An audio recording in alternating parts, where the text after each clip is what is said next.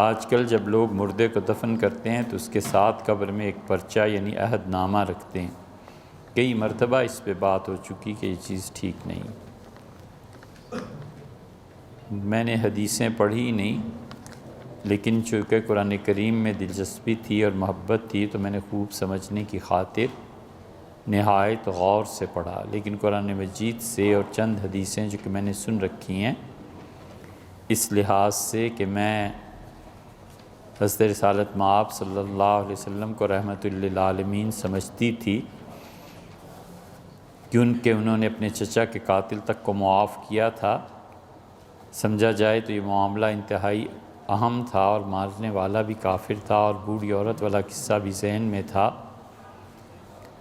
اور نبی کریم صلی اللہ علیہ وسلم متعلق چند ایسی حدیثیں بھی سن رکھی تھیں کہ معاف کرنے والے اللہ کو بہت پسند کرنے والے، اس لحاظ سے حضور صلی اللہ علیہ وسلم اللہ کے محبوب تھے۔ لیکن آج جب میں نے یہ سنا کہ حضور صلی اللہ علیہ وسلم اپنی ذات پر برا بھلا کہنے والوں کا سر قلم کروا دیتے تھے تو عجیب لگا اور یقین بھی نہیں آیا۔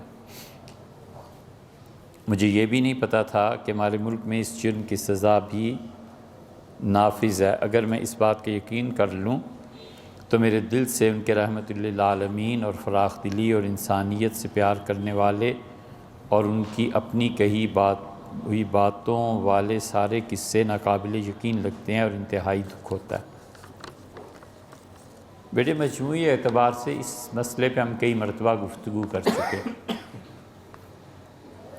رسول اللہ صلی اللہ علیہ وسلم کے ساتھ یہ بوڑھی عورت کا جو قصہ ہے نا، یہ بالکل جھوٹ پہ مبنی ہے۔ کوئی عورت نہ کوڑا پھینکتی تھی اور نہ آپ کے پاس اتنا وقت ہوتا تھا کہ ہر روز جا کے ایسی کام کیا کرے، ٹھیک ہے؟ یہ خیر سے اب ہمارے نصاب میں بھی آ گیا ہے، بچے بھی اسکولز میں یہ کہانی پڑھتے ہیں۔ یہ سراسر جھوٹ ہے، کوئی ایسی چیز نہیں تھی۔ آپ نے چونکہ احادیث پڑھی نہیں، ہم آپ کی باتوں کا جواب ایک سرے سے شروع کر رہے ہیں، اور قرآن کریم کو بغیر حدیث کے آپ نے سمجھا کیسے ہوگا، یہ بڑا مشکل ہے۔ عمومی طور پہ قرآن حدیث کے بغیر سمجھ میں نہیں آتا۔ قرآن اپنی تشریح میں اور سمجھنے میں جتنا حدیث کی طرف رجوع کرتا ہے اور پلٹتا ہے، حدیث اپنی ایتھینٹسٹی کے لیے اتنا قرآن کی طرف نہیں آتی۔ یہ اصول کی بات ہے، آپ کو یاد رکھنی چاہیے۔ امام شافعی رحمۃ اللہ علیہ نے کسی زمانے میں یہ طے فرمایا تھا کہ وہ ہر حدیث کی اصل قرآن سے ثابت کریں گے، اور انہوں نے اس پہ لکھا بھی تھا رحمہ اللہ، اور بعض اور لوگوں نے بھی لکھا ہے۔ آخری زمانے میں شاہ ولی اللہ محدث دہلوی رحمۃ اللہ علیہ نے شروع کیا تھا اس موضوع پہ لکھنا کہ وہ جتنی احادیث ہیں اس کی اوریجن قرآن سے بتائیں گے۔ شاہ صاحب رحمۃ اللہ علیہ 7 صفحے لکھ پائے تھے، پھر بیمار ہو گئے، پھر ان کا انتقال ہو گیا۔ اگر ان کی وہ کتاب پوری ہو جاتی تو امام کی کتاب شاہکار ہوتی، جیسے انہوں نے اور کتابیں لکھی تھیں، کمال کی چیز ہوتی، مگر کاش کی ہو جاتی۔ تو آپ نے نہایت غور اور فکر سے قرآن کریم کو پڑھا اور حدیث کو نہیں پڑھا، یہ سمجھ میں آتی نہیں بات۔ حضور اقدس صلی اللہ علیہ وسلم کو آپ رحمت للعالمین سمجھتی تھیں، اب بھی آپ کو سمجھنا چاہیے۔ انہوں نے خود تو نہیں کہا کہ میں رحمت للعالمین ہوں، یہ تو اللہ نے فرمایا ہے کہ وما ارسلناک الا رحمت للعالمین، اور ہم نے آپ کو اس ساری کائنات کے لیے، تمام جہانوں کے لیے رحمت بنا کر بھیجا ہے۔ تو یہ انہوں نے تو نہیں کہا کہ مجھے یوں سمجھے، تو اللہ نے کہا۔ اگر اللہ ہی کا یا اس کی کتاب کا انکار کرنا ہو تو الگ بات ہے، باقی سمجھتی تھی، اب کیوں نہیں سمجھتی، آگے آپ فرما رہی ہیں۔ چچا کے قاتل تک کو معاف کر دیا تو رسول اللہ صلی اللہ علیہ وسلم کے چچا کے قاتل جو تھے، حمزہ رضی اللہ عنہ کے قاتل وحشی تھے، تو معاف کب فرما دیا تھا؟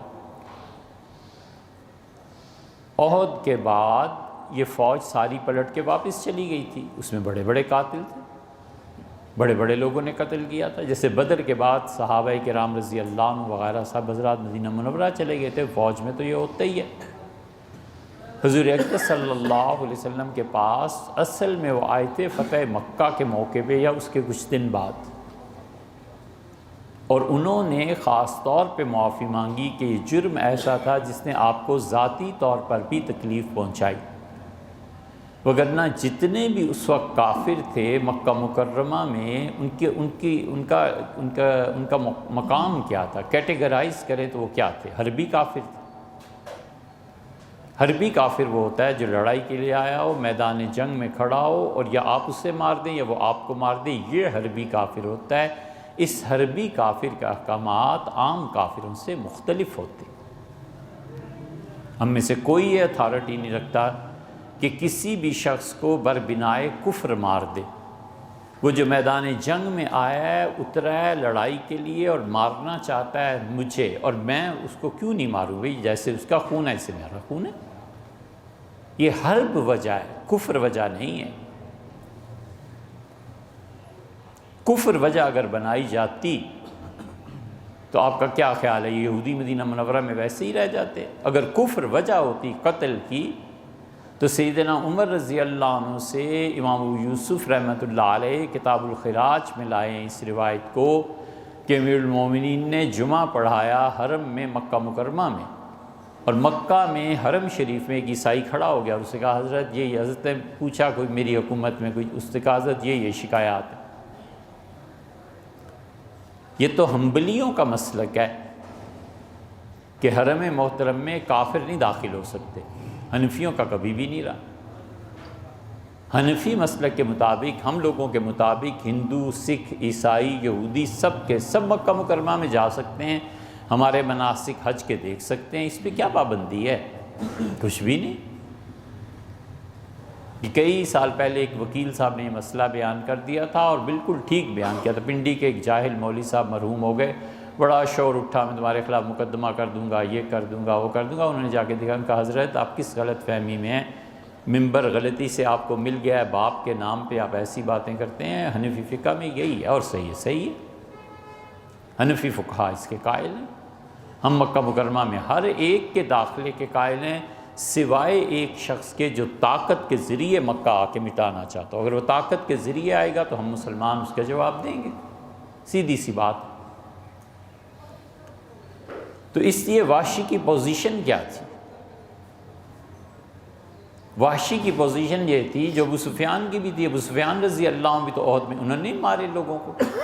حضور اقدس صلی اللہ علیہ وسلم نے جب سارے اہل مکہ کو معاف کر دیا، مکہ آپ نے کس ذریعے سے فتح کیا تھا؟ جبرن یا رسول اللہ صلی اللہ علیہ وسلم نے فتح سے اسے فتح کیا؟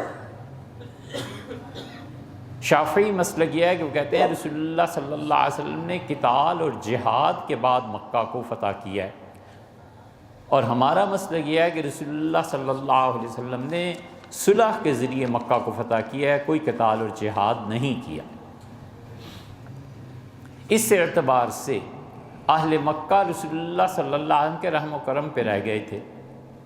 پورا مکہ ایک طرح سے رسول اللہ صلی اللہ علیہ وسلم کا، خاص طور پہ شافعی مسلک کو دیکھیں تو سب عورتیں باندیاں ہو گئی تھیں اور سب مرد ان کے غلام ہو گئے تھے،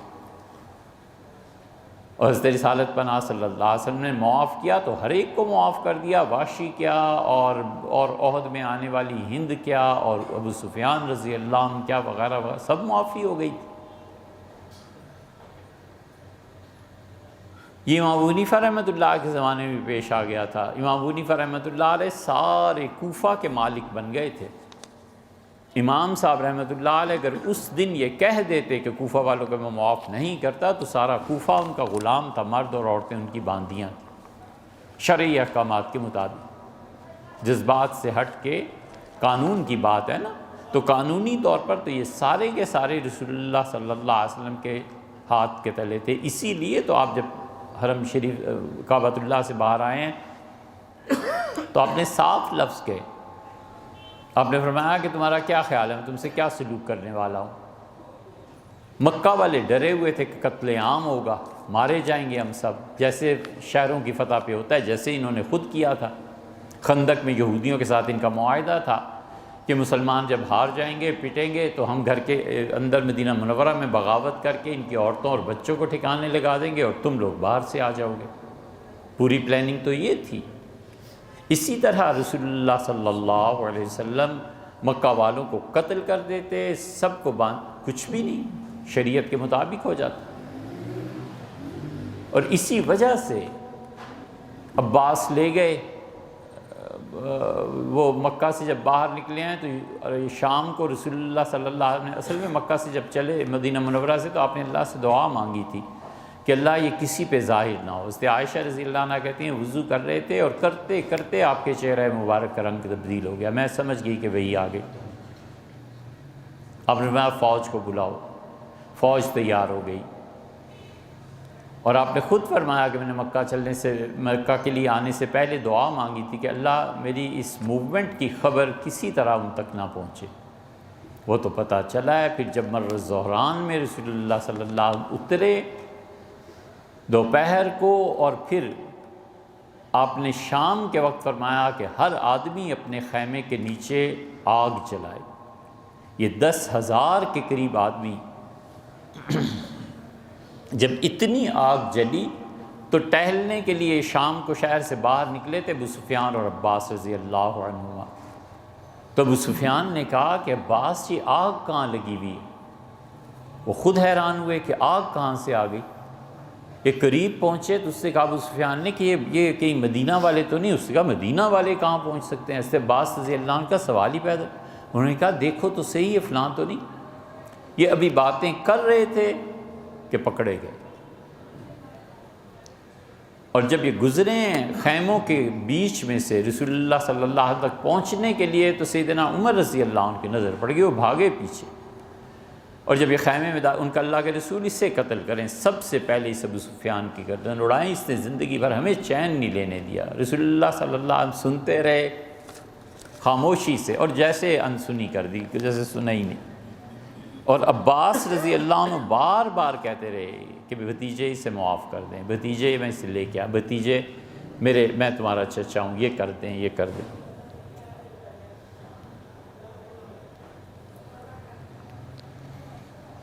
دونوں طرف سے اصرار تھا۔ تو رسول اللہ صلی اللہ علیہ وسلم نے فرمایا ابو سفیان میں نے تمہیں پناہ دی، ختم قصہ، بس اتنا فرمانا تھا۔ تو اس لیے مکہ مکرمہ میں پناہ دینے کا مطلب ہی یہی تھا کہ کچھ اور بھی ہو سکتا تھا۔ پھر عباس رضی اللہ عنہ نے کہا کہ اللہ کے رسول یہ آپ کو پتہ ہے اس ابو سفیان کا دماغ بہت چڑھا ہوا ہے، یہ چاہتا ہے کہ کوئی سرداری کوئی بڑا منصب اسے عہدہ بھی ملے۔ حضور صلی اللہ علیہ وسلم نے اچھا ابو سفیان جو تمہاری حویلی میں داخل ہو گیا ہم نے اسے بھی پناہ دے دی، ہم نے اسے بھی معاف کیا۔ ابو سفیان گئے ہیں اور ابو سفیان نے جا کے پھر اعلان کیا ہے۔ تو رسول اللہ صلی اللہ علیہ وسلم جب تشریف لائے ہیں تو اسی لیے لوگ آپ نے فرمایا میں تمہارے ساتھ کیا کرنے والا ہوں، کہا تو آپ کے تو کیا، آپ کے والد بھی اتنے ہی اچھے تھے، اتنے اچھے اخلاق۔ یاد رکھنا چاہیے رسول اللہ صلی اللہ علیہ وسلم کے اخلاق طیبہ نے نبوت نے اس میں کوئی چیز پیدا نہیں کی۔ رسول اللہ صلی اللہ علیہ وسلم اپنی نبوت سے پہلے بھی اتنے ہی اچھے تھے جتنے وہ نبوت کے بعد اچھے تھے۔ رسول اللہ صلی اللہ علیہ وسلم پہلے بھی اتنے شریف اور اتنے اچھے تھے جیسے وہ بعد، اس لیے ان کی نبوت سے پہلے کی احادیث جو ہیں ان پہ بھی عمل کرنے میں کوئی حرج نہیں۔ حضور صلی اللہ علیہ وسلم کی انسانیت پہلے بھی وہی تھی بعد میں بھی وہی تھی، وہ نبوت تو چیز ہی پھر کچھ اور ہے نا۔ تو رسول اللہ صلی اللہ علیہ وسلم انتم الطلقاء تم سب آزاد ہو، غلام نہ بنا لیتے، کچھ نہیں کیا۔ اور پھر اعلان فرمایا آپ نے فرمایا کہ من دخل دار ابی سفیان فهو آمن، جو ابو سفیان کے گھر چلا جائے گا ہم نے اسے پناہ دی۔ آپ نے فرمایا جو ہتھیار پھینک دے ہم نے اسے پناہ دی، جو حرم شریف میں آ جائے میں نے اسے پناہ دی، فلاں کو پناہ دی، فلاں کو پناہ دی۔ 9 آدمی رہ گئے تھے، فرمایا ان سب کو اگرچہ بیت اللہ کے پردوں میں چھپے ہوئے ہیں تو بھی قتل کیا جائے گا۔ اس کی تفصیل ابن قیم نے زاد المعاد میں لکھی ہے، وہاں دیکھ لینی چاہیے۔ تو اس لیے رسول اللہ صلی اللہ علیہ وسلم سے خاص طور پہ جو وحشی نے آ کے پناہ مانگی تھی نا، اس کی وجہ یہ بھی تھی کہ قلب مبارک پر اس کا بہت اثر تھا۔ رسول اللہ صلی اللہ علیہ وسلم بہت محبت کرتے تھے حمزہ رضی اللہ عنہ، نبی کریم صلی اللہ علیہ وسلم کی زندگی پہ جو چیزیں غالب بالکل جن پھولوں میں وہ چھپے ہوئے تھے، ان میں ایک محبت تھی، بہت محبت۔ جب یہ سنا کہ ذات پاک کو برا کہنے والوں کا سر قلم کرا دیتے تھے، رسول اللہ صلی اللہ علیہ وسلم کی ایک تھی ذاتی حیثیت اور ایک تھی رسالت کی حیثیت۔ جو آدمی رسالت کو برا کہتا اس کے ساتھ کیا سلوک ہونا چاہیے تھا، اور جو ذات شریف کو برا کہتا اس کے ساتھ کیا سلوک کی ہے، دونوں میں آپ نے فرق نہیں فرمایا بیٹے، دونوں میں آپ فرق کریں۔ ایک آدمی کہتا ہے میں حضور صلی اللہ علیہ وسلم کو مانتا ہوں، نہایت شریف تھے، یہ تھے، لیکن پیغمبر نہیں تھے، آپ کیا کہتی ہیں، اس کا حکم کیا لگنا چاہیے؟ اور ایک کہتا ہے کہ حضور اقدس صلی اللہ علیہ وسلم کو میں پیغمبر مانتا ہوں، دونوں میں فرق ہو گیا نا۔ اس میں سب سے اچھا یہ ہے کہ آپ اسلامی نظریاتی کونسل نے شاتم رسول پہ جو بحث لکھی ہے، اس وقت کی نظریاتی کونسل میں، اس میں مفتی محمد رفیع عثمانی صاحب دارالعلوم کراچی کے جو مفتی ہیں اور صدر بھی ہیں، اللہ تعالیٰ سلامت رکھے حضرت کو، ان کا فتویٰ ڈیٹیل سے پڑھ لیجئے، بس وہ فتویٰ ہے جو قابل عمل، تاکہ اس توہین رسالت کے قانون کا جو غلط استعمال ہوتا ہے اسے روکا جا سکے، اور کوئی بتانے والا نہیں ہے، اس حکومت کو کوئی رہنمائی کرنے والا نہیں ہے کہ آپ اسے پارلیمنٹ میں لے آئیں، اس کے مطابق آپ قانون بنا دیں، جان چھٹے ان ساری مصیبتوں سے۔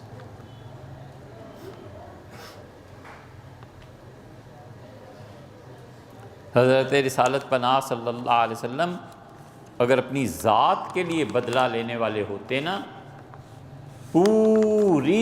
پوری اس تاریخ میں ایک واقعہ ایسا نہیں ہے کہ رسول اللہ صلی اللہ علیہ وسلم اپنی ذات کے لیے بدلہ لیا۔ رسالت کی حیثیت اور مرتبے میں جب توہین یا کوئی چیز کی گئی ہے تو اس پہ تو شرعاً حد نافذ ہونی ہی تھی۔ آپ کیا سمجھتے ہیں خود رسول اللہ صلی اللہ علیہ وسلم پہ یہ فرض نہیں تھا کہ وہ خود اپنی رسالت پر ایمان لاتے؟ اگر وہ خود اپنی رسالت سے انکار کر دیتے تو پھر کیا ہوتا؟ اس رسالت پناہ صلی اللہ علیہ وسلم اپنی رسالت پر ایمان لائے ہیں، وہ رسالت اللہ کی طرف سے منصب ہے، اس منصب کی توہین اللہ کی توہین۔ ذات کی حیثیت الگ ہے، ذات کی حیثیت سے تو رسول اللہ صلی اللہ علیہ وسلم سے محبت بھری باتیں بھی آتی ہیں، ان سے بہت چیزیں آتی ہیں، اگر رسالت کی حیثیت سے وہ بات ہوتی تو کہیں سے کہیں نہ پہنچ جاتی۔ دو مثالیں آپ اس کی سیرت میں ہیں، 20 دو ہی بتا دیتے ہیں۔ امہات المومنین نے جو گفتگو کی ہے رسول اللہ صلی اللہ علیہ وسلم کے ساتھ بیٹھ کے خیبر کی فتح کے ساتھ، جس پہ خدا نے یہ کہا کہ ترجی الیہن، آپ جس کو چاہیں طلاق دے کے گھر بھیج دیں، جس کو چاہیں اپنے پاس رکھیں، اور یہ آپ سے آ کے باتیں کر رہی تھیں، اور اس معاملے میں 21ویں پارے کی آخری آیات اور 20ویں پارے کی ابتدائی آیات بیٹے آپ پڑھ لیجیے۔ اس میں اللہ تعالیٰ نے فرمایا کہ انہیں کہیے کہ تم آؤ فتعالین امتعکن واسرحکن سراحا جمیلا، آؤ جو تم دنیا کی چیزیں مجھ سے مانگتی ہو میں تمہیں دے دیتا ہوں، پھر اس کے بعد تم اپنے گھروں کو چلی جاؤ۔ واحد خاتون حضرت عائشہ رضی اللہ عنہ ہے، جن کو بلا کے کہا کہ عائشہ اس آیت کے مطابق اگر آپ فیصلہ کریں کہ آپ واپس چلی جائیں گی تو اپنے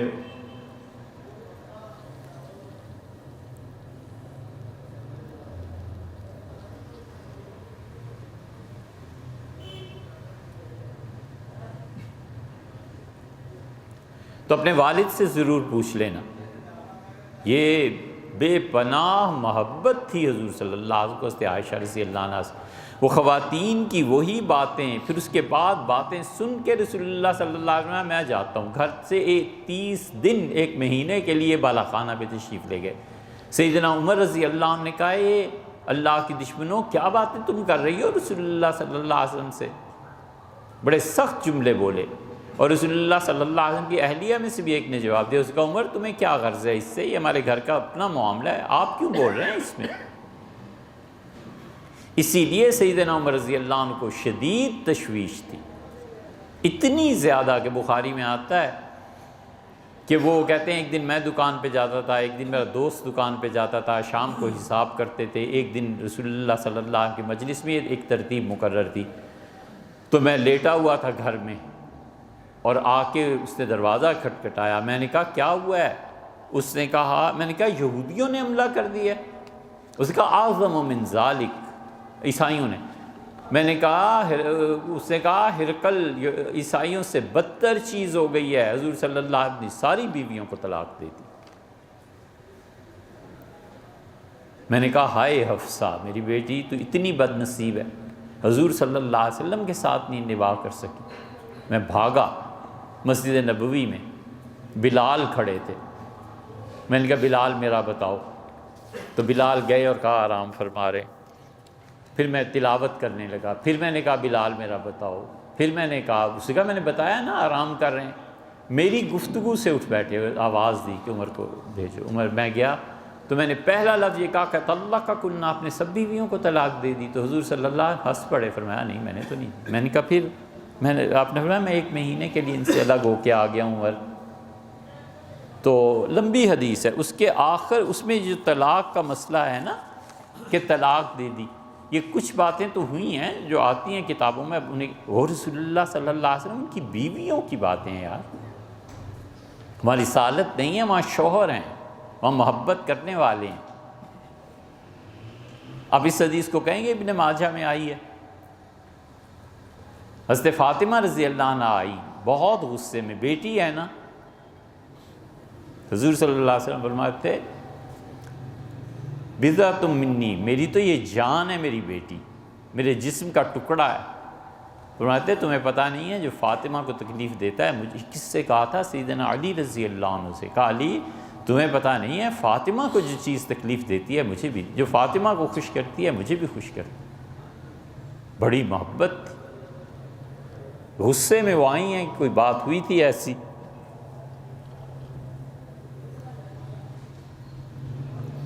اور آ کر رسول اللہ صلی اللہ علیہ وسلم نے جملہ کیا کہا ہے؟ نبی کریم صلی اللہ علیہ وسلم چپ رہے۔ انہوں نے کہا آپ اتنے زیادہ اپنی بیٹیوں کے بارے میں بے توجہی کرنے لگے ہیں کہ لوگ کہتے ہیں محمد صلی اللہ علیہ وسلم کو اپنی بیٹیوں کی کوئی فکر نہیں رہی۔ جملہ کوئی کہہ سکتا ہے حضور صلی اللہ علیہ وسلم سے؟ والعیاذ باللہ، ہے محبت، اس سے شکایت، اس سے تعلق، وہ بیٹی ہے، باپ ہے ایسی چیز، اس میں کون سی ایسی بات ہے؟ تو آپ نے 2 چیزوں میں فرق نہیں فرمایا بیٹے، اس لیے آپ سمجھتی ہیں کہ حضور صلی اللہ علیہ وسلم کی رحمت للعالمین ہونا وہ ایک الگ چیز ہے اور رسالت کی توہین ایک الگ چیز، دونوں میں فرق۔ اور اس کے باوجود آپ اس سے پڑھیے جو اسلامی نظریاتی کونسل کے فتوے ہیں، ان کو پڑھ کے مزید مسئلہ اس کی تنقیح ہو جائے گی۔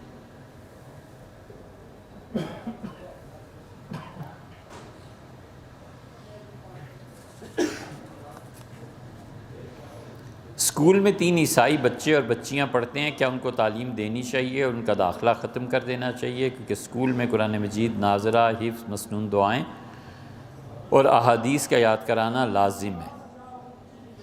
دیکھیے بھئی، اس میں 2-3 مسئلے ہیں۔ یہ جو لازم ہے نا، ان پر بھی اس کو ختم کر دینا چاہیے۔ ہم اپنے مذہب کو کسی پہ ٹھونس نہیں سکتے، یہ گناہ کی بات ہے کہ ہم انہیں جبراً یاد کرائیں۔ نہیں یاد کرنا چاہتے بھئی، ان کا کچھ اور مذہب ہے، ہمیں کس نے اختیار دیا ہے کہ مذہب کو ان پہ ٹھونسے؟ وہ کہتے ہیں نہیں یاد کرتے، صورتیں ان کا حق بنتا ہے، ہم کس حیثیت میں ان بچوں کو کہیں کہ یاد کریں؟ ان کو مستثنیٰ کرنا چاہیے اس سے، یہ کام ہے حکومت کا۔ دوسرے درجے میں یہ کہ ان کو نکال دیا جائے کلاس سے، یہ نہیں کرنا چاہیے۔ تعلیم پہ ان کا بھی حق بنتا ہے، مسلمانوں کا بھی، جو بھی ہے تعلیم پہ سب کا حق بنتا ہے۔ تعلیم دینے میں اور تعلیم حاصل کرنے میں ہم سب کو رسول اللہ صلی اللہ علیہ وسلم کا یہ اسوہ حسنہ سامنے رکھنا چاہیے کہ ایک دن پہلے سر اتارے گئے ہیں ایک دوسروں کے، اور 70 کے قریب قیدی ہیں، اور رسول اللہ صلی اللہ علیہ وسلم نے فرمایا تم میں سے جو ہمارے 10 بچوں کو تعلیم دے دے، لکھنا پڑھنا سکھا دے، ہم اسے چھوڑ دیں گے۔ اگلے دن کلاس لگ رہی ہے اور وہی کافر جو کل تک تھے، کسی حدیث سے ثابت ہوتا ہے کہ حضور صلی اللہ علیہ وسلم نے کہہ دیا ہو کہ جا کے یہ کافر ہیں کہ ہمارے بچوں کو قتل نہ کر دیں، بیٹھ جانا، نگرانی کرنا۔ بھروسہ تھا۔ قریش جیسے بھی تھے، کافر تھے، مشرک تھے، لیکن قریش میں بہت بہت اعلیٰ انسانی خوبیاں پائی جاتی تھیں۔ وہ جانتے تھے دھوکہ دینا کتنی بری بات ہے، وہ جانتے تھے جھوٹ بولنا کتنی بری بات ہے، کافر ہونے کے باوجود جھوٹ نہیں بولتے، وہ کفر ایک الگ چیز ہے۔ تو کافر ہونے کے باوجود کوئی گرے ہوئے اخلاق جیسے آج کل کے مسلمانوں کے ایسے تھوڑے ہی تھے۔ ابو سفیان نے کہا، اس نے کہا میں ہرقل کے دربار میں گیا اور ہرقل مجھ سے بار بار چیزیں پوچھ رہا تھا، اور قسم ہے پروردگار کی میں ایک جملہ بھی تو جھوٹ نہیں بول سکا، سوائے اس کے کہ جب اس نے پوچھا کہ جنگ میں کون غالب آتا ہے، تو چونکہ احد بھی ہوئی تھی، بدر بھی ہوئی تھی، خندق بھی ہوئی تھی، تو میں نے اس میں ایک جملہ ذرا سا داخل کر دیا، میں نے کہا میں نے کہا جنگ جو ہے وہ تو کبھی وہ غالب آتے ہیں کبھی ہم آتے ہیں۔ اس نے بھی آگے سے جواب دیا، اس نے کہا الحرب سجال، لڑائی تو کنویں کا ڈول ہوتا ہے، کبھی تم اچھا بھر لو، کبھی تمہارا پڑوسی دوسرا ڈول اچھا بھر کے نکال لو۔ اس لیے قریش مکہ رسول اللہ صلی اللہ علیہ وسلم نے اعتبار کیا، بچوں کو تعلیم دلوائی ہے، ہم سے کوئی پہرا نہیں، کچھ نہیں، مار کے بھاگ جاتے پھر کیا کر لیتا کوئی، کچھ بھی نہیں۔ دو باتیں۔ تیسری بات یہ ہے کہ قرآن مجید کا چھونا، اسی سے سوال پیدا ہوتا ہے، یہ آپ کو شاید کوئی کہے گا کہ قرآن مجید کا چھونا، دیکھیں بھئی حنفی فقہا قرآن پاک کے چھونے کا کافروں کو منع کرتے ہیں،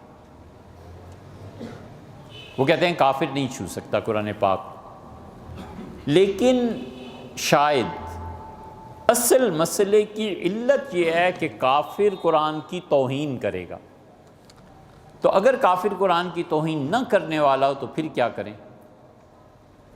پھر ہمارا خیال یہ ہے، ہم اپنے خیال کی بات کر رہے ہیں، فتوے کی بات نہیں کر رہے، وہ بہت اہم معاملہ، اللہ کے ہاں بہت زیادہ اس پہ شدید پوچھا جائے گا فتوے کی، لیکن ہمارا خیال ہے کہ اگر توہین کی نہ کوئی امکان دور دور تک ہو تو کافر کو قرآن دینا چاہیے، پڑھنا چاہیے، اسے مطالعہ کرنے کے لیے دے دینا چاہیے، کوئی حرج نہیں۔ اس فتوے کو اگر ہے بھی تو بھی ہمیں اس زمانے میں تبدیل کرنا چاہیے، یہ ہمارا ذاتی خیال ہے، آپ اور مفتیوں سے پوچھتے۔ اور ہمارے سامنے بڑی واضح مثال ہے کہ گاندھی جی نے قرآن پاک مانگا تھا،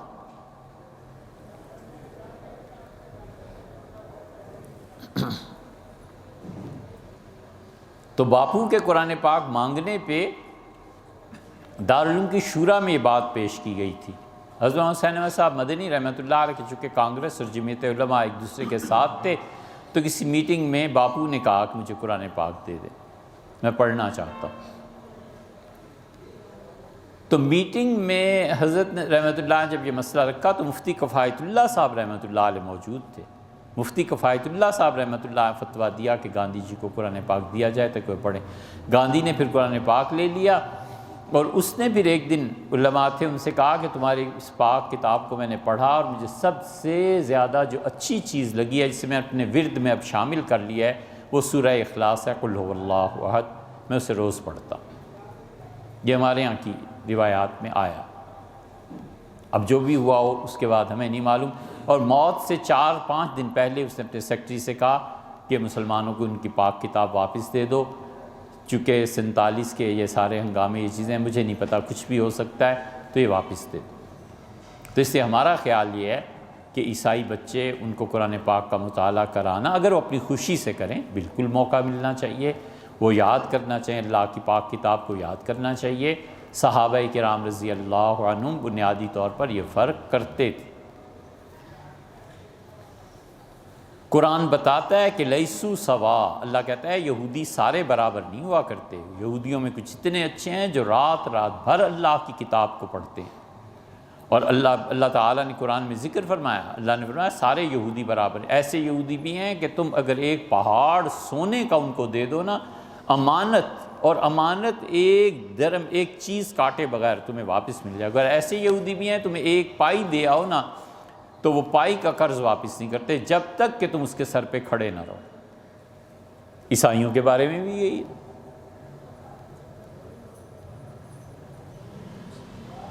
اب اس روایت کا ماتم کر لیں گے، تنگ نظر یہ مولوی اور مذہبی رہنما کہاں لے جائیں گے اسے؟ سنن کبریٰ میں امام بہقی رحمۃ اللہ علیہ لائے ہیں، سیدنا ابوبکر رضی اللہ عنہ گھر تشریف لائے اور انہیں دیکھا ایک عورت بیٹھی ہوئی ہے، اور ام المومنین عائشہ رضی اللہ عنہ کی طبیعت خراب تھی، چل رہی تھی کئی دنوں سے، تو عیسائی عورت دم کر رہی تھی حضرت عائشہ رضی اللہ عنہا کو، ام المومنین، تو حضرت ابوبکر رضی اللہ عنہ فرمایا آپ پڑھتی رہو، دم کر دو میری بیٹی پہ، لیکن دیکھو شرک کے جملے نہ پڑھنا، بس چھٹی ہوئی۔ یہ ہے دین، یہی ہم نے اپنے اساتذہ سے پڑھا تھا، اللہ ان کی قبروں کو روشن رکھے، معطر اور ٹھنڈا رکھے، ہمارے اساتذہ ہمیں یہی بتاتے تھے۔ اس حدیث مبارکہ کی کیا حیثیت ہے؟ موجودہ صورتحال میں اس کے ثواب کیسے؟ لا حول ولا قوت الا باللہ، بھئی کئی مرتبہ اس پہ بات ہوئی، ہو گیا ہندوستان کا غزوہ، ختم ہو گیا، چھوڑو ہندوستان کی جان۔ اب اس حدیث کو صرف سیاسی مقاصد کے لیے استعمال کرنا ہے کہ ہندوستان پہ جو پہلا حملہ کرے گا وہ جنتی ہوگا، محض سیاست اور محض لوگوں کو گمراہ کرنے کے لیے اور جوانوں کو ورغلانے کے لیے کہ چلو۔ کیا کہیں آپ؟ ہر انسان سے اس کی استطاعت کے مطابق حساب لیا جائے گا، اپنی استطاعت کا اندازہ کیسے لگایا جا سکتا ہے؟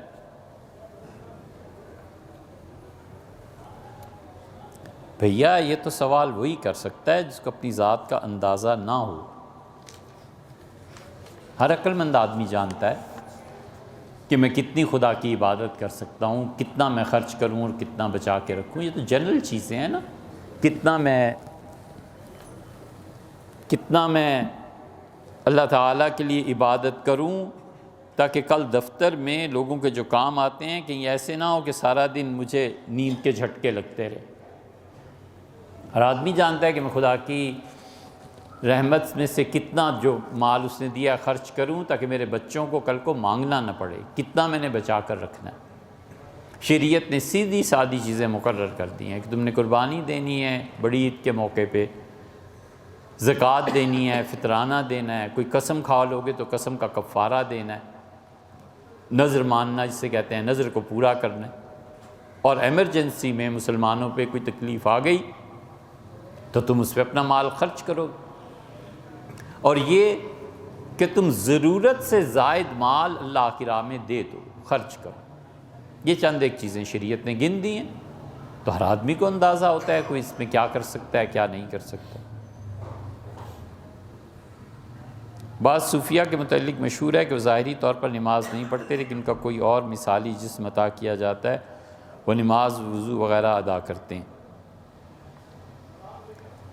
یہ جو صوفی تھے نا جن نے مثالی جسم عطا کیا جاتا تھا اور نماز وغیرہ کسی اور وقت میں پڑھا کرتے تھے، یہ بہت عرصہ ہوا اس دنیا سے غائب ہو گئے، سمجھے، وہ اب قبروں میں چلے گئے، اب کوئی ایسا صوفی نہیں پایا جاتا، ٹھیک ہے۔ یہ ہے اپنی جگہ پہ مسئلہ برحق، لیکن یہ ایسے ہی ہے جیسے غزوہ ہند کا نام لے کے نا فائدہ کہیں اور اٹھانا ہے۔ سیدنا علی رضی اللہ عنہ سے وہ سارے ان کے مخالفین خوارج کہتے تھے کہ قرآن کہتا ہے ان الحکم الا للہ، اللہ کے علاوہ کسی کی بات نہیں مانیں گے، تو تمہاری کیوں مانیں؟ سیدنا علی رضی اللہ عنہ کا کلمۃ حق، سچی بات کہہ کے یراد بہ الباطل، جھوٹی تعبیر کرتے ہیں، جھوٹ ثابت کرنا چاہتے ہیں سچی بات کہہ کے۔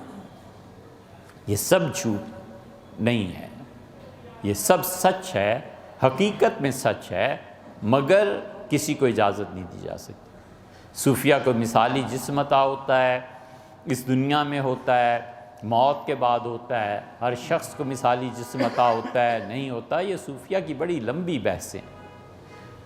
مثالی جسم کا عطا ہونا اور اس کا طی الارض کا حاصل ہونا کہ وہ ایک لمحے میں یہاں اور دوسرے لمحے میں بیت اللہ میں پہنچ جائے، یہ برحق ہے، ہم اس کا انکار نہیں کر سکتے۔ ٹائم ٹریولنگ جسے کہتے ہیں نا، یہ حق ہے، یہ صحیح ہے، بخاری میں حدیثیں آئی ہیں اور تو اور۔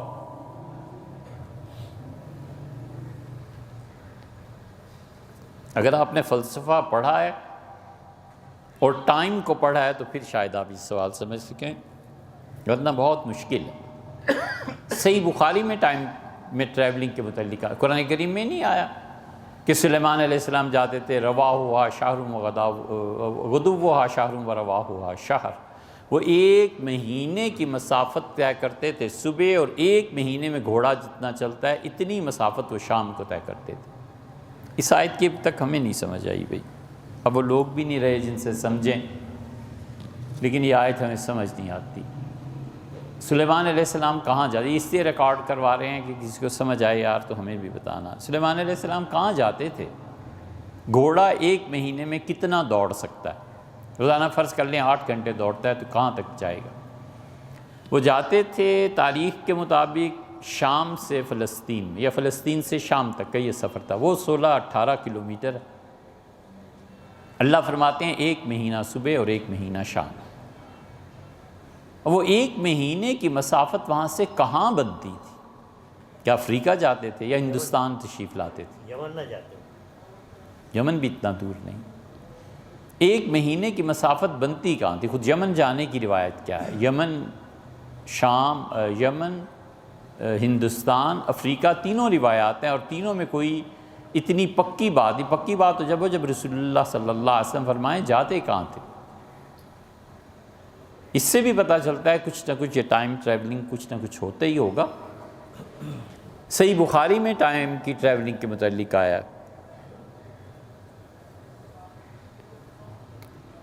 حضرت داؤد علیہ السلام اپنے نوکر کو کہتے تھے کہ میرے لیے گھوڑا تیار کرو، اور جتنی دیر میں وہ گھوڑے پہ زین رکھتا تھا، تیار کرتا تھا، اتنی دیر میں حضرت داؤد علیہ السلام زبور پوری پڑھ لیتے۔ یہ ٹائم کی ٹریولنگ نہیں تھی تو پھر کیسے ہوتا تھا؟ حضرت سلیمان علیہ السلام نے فرمایا، یہ بخاری میں آیا، حضور صلی اللہ علیہ وسلم انہوں نے کہا آج رات میں اپنی 100 بیویوں کے پاس جاؤں گا اور اللہ مجھے 100 بیٹے عنایت کرے گا، اور جب میرے بیٹے جوان ہو جائیں گے تو میں 100 گھوڑے انہیں دوں گا، اللہ کی راہ میں لڑیں۔ اب بادشاہ تھے، شہزادے تھے۔ فرشتے نے کہا انشاءاللہ بھی حضرت کہہ لیں۔ انہوں نے فرشتے کو دیکھا اور انشاءاللہ نہیں کہا۔ انشاءاللہ کیا کبھی ہوتا ہے اللہ پہ بھروسہ کر کے، کبھی ہوتا ہے تعلیقاً ایسے ہی کہہ دینا انشاءاللہ۔ وہ جو انشاءاللہ تھا نا ایسے ہی والا وہ نہیں فرمایا انہوں نے۔ حضور صلی اللہ علیہ وسلم فرمایا وہ 100 بیویوں کے پاس گئے اور ایک کے ہاں امید ہوئی اور وہ بھی بچہ پورا نہیں ہوا اور وہ ختم ہو گیا معاملہ۔ یہ ایک رات جو تھی اس میں ٹائم ٹریولنگ نہیں تھی تو کیا تھی؟ خود نبی کریم صلی اللہ علیہ وسلم جب حج کر کے واپس تشریف لائے ہیں تو صحیح بخاری وغیرہ میں روایات آتی ہیں، آپ کو یہ چیزیں اس سے بھی بتاتے ہیں کہ پھر پتہ نہیں آپ پڑھیں تو آپ کے ذہن میں کنفیوژن اسلام کے متعلق پیدا نہ ہو۔ نبی کریم صلی اللہ علیہ وسلم ایک ہی رات میں اپنی 11 بیویوں کے پاس گئے، غسل اندہاد اور ادھر غسل فرمایا، پھر دوسری کے پاس، پھر نہائے، پھر تیسری کے پاس، پھر وہاں نہائے۔ تو یہ ٹائم کتنا تھا رسول اللہ صلی اللہ علیہ وسلم کے پاس، اور قوت تو خیر اللہ کی طرف سے تھی، مگر ٹائم کتنا تھا؟ یہ سب چیزیں اس ٹائم ٹریولنگ پہ آتی ہیں۔ اسی وجہ سے حنفی فقہا نے، شامی نے یہ مسئلہ لکھا ہے کہ اگر کوئی خاتون یہ کہے کہ میرا شوہر ٹائم ٹریولنگ کے ذریعے میرے پاس آیا تھا اور اس کی وجہ سے میں امید سے ہو گئی ہوں، اور بچے کی مدت حمل 6 مہینے پوری ہو، تو ہم اسے جائز بچہ قرار دیں گے، چاہے اس کے شوہر 1000 میل کے فاصلے پہ۔ یہ فقہائے احناف نے، شامی نے مسئلہ لکھا اور تو اور۔ اس لیے یہ چیزیں مثالی اجسام، ٹائم ٹریولنگ یہ ہوتی ہیں تھیں، اب بھی کہیں ہوتی ہوں گی، مگر اس بنیاد پر نماز کا چھوڑ دینا اور یہ کہنا ہر ایک کو یہ کریڈٹ تھوڑا ہی دیا جا سکتا ہے۔ اتنے لوگ جھوٹ نہیں بولتے جتنے لوگوں نے اس کو لکھا ہے۔ کرخی رحمۃ اللہ علیہ بہت بڑے فقیہ تھے، کرخی کے متعلق لکھا ہے۔ ان کے ایک شاگرد نے کہا کہ کرخی نے مجھ سے کہا کیوں کھڑے ہو؟ کرخی رحمۃ اللہ بہت امام ابو یوسف کی ٹکر کا آدمی تھا کرخی کے کیا کہنے رحمہ اللہ۔ وہ کہتے ہیں مجھ سے، میں ان کا شاگرد تھا تو انہوں نے مجھ سے پوچھا کہ کیوں کھڑے ہو؟ میں نے کہا حضرت دریا کے پار جانا ہے اور کشتی ہے نہیں۔ تو میرا ہاتھ پکڑا اور کہا قدم اٹھاؤ۔ میں نے دوسرا قدم رکھا تو اس کنارے پہ ہم دونوں کھڑے تھے۔ تو میں نے کرخی سے کہا کہ آپ نے یہ کیا کیا؟ انہوں نے کہا کچھ بھی نہیں، دریا کے دونوں کنارے اللہ نے میرے لیے ملا دیے تھے۔ یہ اتنے لوگ جھوٹ نہیں بولا کرتے۔ حضرت علاء الدین صابر رحمۃ اللہ اپنی نماز جنازہ خود پڑھائی تھی؟ نہیں، کوئی ایسی بات نہیں۔ حضرت صابر کلیری رحمۃ اللہ کے متعلق حالات ہی کتنے ملتے ہیں یار۔ ایک صفحہ نہیں لکھا جا سکتا، ایک صفحہ، بہت بڑے آدمی تھے۔ ناد علی دعا ہے، اور یہ جنگ احد کے موقع پہ شاباش حضور صلی اللہ علیہ وسلم نے پڑھی تھی، یہ سبحان اللہ حضور اقدس صلی اللہ علیہ وسلم یہ پڑھتے تھے۔ خود سوچ لیں آپ کہ ناد علی جو ہے وہ ہے کیا؟ مظہر العجائب والغرائب، سیدنا علی رضی اللہ عنہ سے عجیب و غریب کرامتیں ظاہر ہوتی ہیں، اور حسن ہے، حسین ہے، ابناہما والفاطمہ، اور فاطمہ رضی اللہ عنہ ہیں، ان کے بیٹے حسن اور حسین ہیں، اور علی رضی اللہ عنہ ہیں۔ تجدہ عونا لک فی کل نوائب، ہر مصیبت میں تمہیں علی مل جائیں گے، تمہاری مدد کریں گے۔ احد میں رسول اللہ صلی اللہ علیہ وسلم یہ پڑھ رہے تھے فتح حاصل ہونے کے لیے، اور پھر بھی کچھ نہ کچھ پسپائی ہو گئی مسلمانوں کی۔ ناد علی نے کام کیوں نہ کیا؟ لا حول ولا قوت الا باللہ۔ نماز جنازہ کے بعد دعا مانگنا بھائی یہ کئی بار بات ہو چکی۔